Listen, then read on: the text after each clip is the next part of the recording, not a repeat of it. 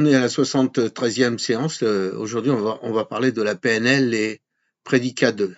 Bonjour madame, bonjour monsieur, ici Marc Lecor, coach de vie, fondateur de Coaching Perche 28, téléphone 06 73 56 86 75, mail contact @coachingperche28.fr.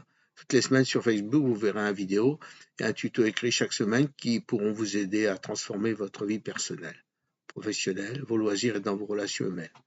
Vous pouvez me joindre par texto, mail ou téléphone. Pensez à vous abonner, c'est gratuit et cela peut vous permettre des changements positifs dans votre vie.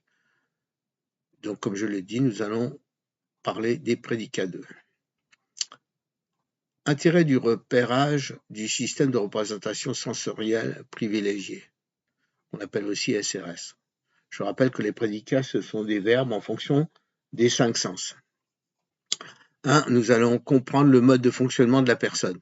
En ayant accès au SRS, on comprend mieux le mode de fonctionnement de la personne et à partir de là, mettre en place une stratégie personnalisée. Est-ce qu'elle est plus auditive? Est-ce qu'elle est plus visuelle? Est-ce qu'elle est plus kinesthésique? Voilà. Donc c'est important. Donc déjà comprendre par quel sens principal elle travaille grâce au verbe.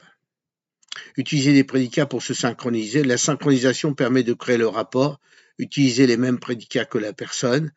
Lorsque nous décrivons une expérience, nous utiliserons le même langage sensoriel. Voilà. Si la personne est plutôt une personne qui visualise, ben on emploiera des verbes qui visualisent. Et ça nous permettra de synchroniser aussi bien à travers les mouvements qu'à travers le langage, à travers les sentiments. Ça nous aidera vraiment à rentrer encore plus en communication avec la personne. Ben justement, troisièmement, utilisation des prédicats pour mieux communiquer. Certaines personnes, par exemple, n'ont pas le visuel comme SRS principal, parfois même ont des difficultés à visualiser. Il ne s'agit pas de communiquer avec son propre SRS privilégié, mais avec celui de son interlocuteur. Bah oui, si vous êtes auditif et que lui il est visuel, bah il faut utiliser le visuel. Lorsque nous nous adressons à un groupe, nous avons intérêt à utiliser les différentes catégories de prédicats. Un enseignant avec une tendance auditive gagnera en qualité pédagogique en ajoutant les canaux visuels et kinesthésiques. C'est évident.